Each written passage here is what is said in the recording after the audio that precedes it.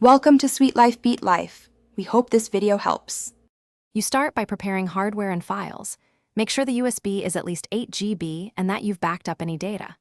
Download the Windows 10 ISO in Rufus or use Microsoft's media creation tool. This creates a proper image.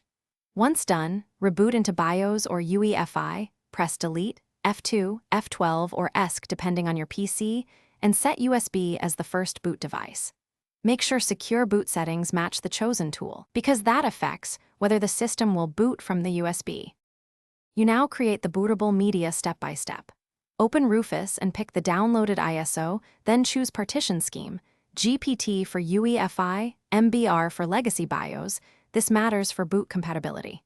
Select FAT32 when you need UEFI support or NTFS if the install. WIM exceeds 4 GB. Note that NTFS may need extra steps for UEFI. Click Start. Accept any prompts to write in ISO or DD mode, and wait until Rufus. You boot from the USB and follow Windows setup, choosing language, license, and the target partition. Format partitions as needed and click Install. Make sure to remove the USB after the initial phase when the system reboots, so it does not restart the installer.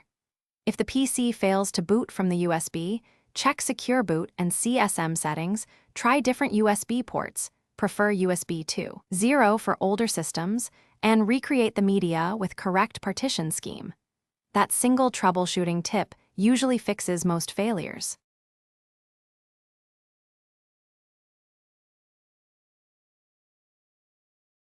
Thanks for watching. Consider subscribing if we helped you.